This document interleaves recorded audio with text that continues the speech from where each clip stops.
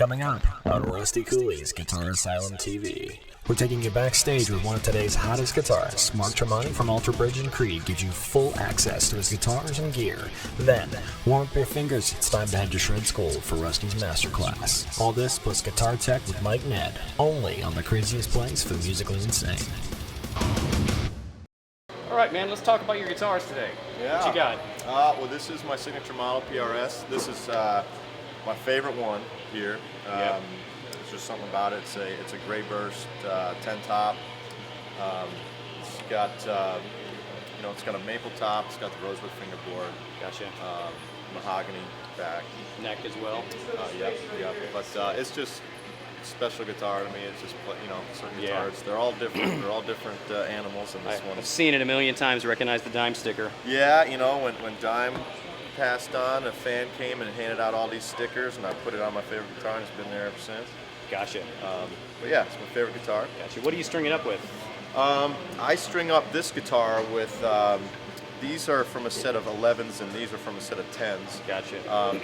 For the heavy rhythm stuff, I don't like the set of 10s are A little loose still? Yeah, they'll be loose, and I'll go sharp on it. Gotcha. I like to get the tone of the 11s, but if I'm playing, if you're putting in your 6-hour day of trying to practice and you're bending notes, a set of 11s after a while will wear me down a little bit. So I like to keep these from a set of 10s. Gotcha. So best of both worlds. Sure. Now, what do you tune this one to?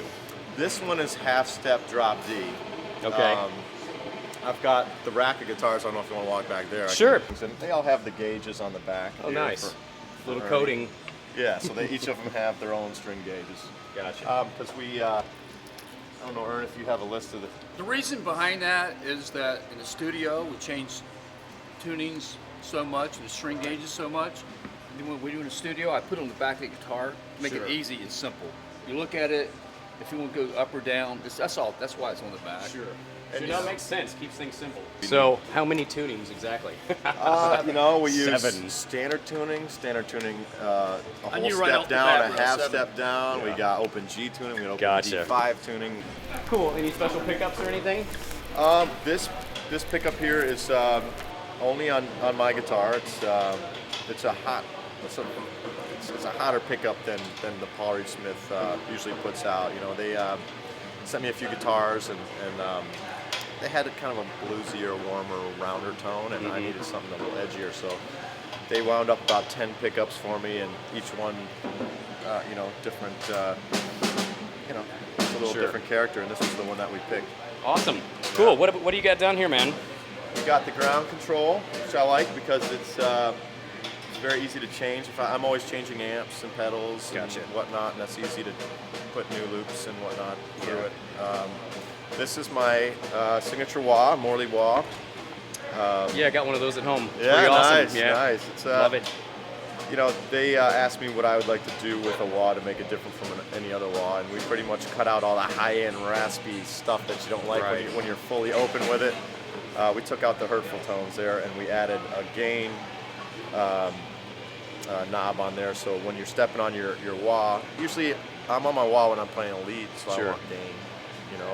So it gives you a little bit of a gain increase as well as volume at all? Exactly. Yeah? Well, gain, not volume, but gain. So it's a gain wah pedal, pretty much. Awesome. It's called the Power Wah. Sweet. And then we What got here? The T-Rex, my signature T-Rex phaser pedal. Awesome. Which was kind of modeled after a Phase 90 in the where it says 4 and 8 stage. The 4 stage is kind of the more Phase 90 sound, and the 8 stage is much more dynamic. And then the Univibe, which I first played in the studio this time. Our producer had one, and I absolutely loved it. Yeah. Called Dunlop and so that's a begged them Dunlop for product. one, and, Nice. It's awesome pedals. My favorite new pedal. I'm sure they sent you a few, huh? They sent me a couple of them. Yeah. No, they're great pedals. Awesome. What do we got back here, man? So This is a pretty intimidating rack. it's not as bad as it may look. It's this whole section here is just for my monitors. Over all the years playing gigs, having to talk back and forth about your guitars with monitor techs just got old for me. I wanted to be in control of my entire stage sound. Right. Also, I have a tube screamer if I need it here, and the T-Rex replica for delay, which I love as And well. I see you got the tube screamer cranked. Tube screamer, you know what? I've always keep it the tone off and the rest of the knobs Everything on 10. 10. Now, is your tube screamer on all the time, or do you switch it on via the MIDI pedal It board? comes on when I hit the solo button over here. So all solo buttons got that on. Yeah, yep. Awesome. That's it. That's the rig. Alrighty, killer. Thanks, Yeah, Mark. Thank you. Up next, want to shred like the master? Rusty Cooley's masterclass is after the break. Then, head backstage with Rusty as Mark Tremonti shows you his latest licks, only on the craziest place for the musically insane.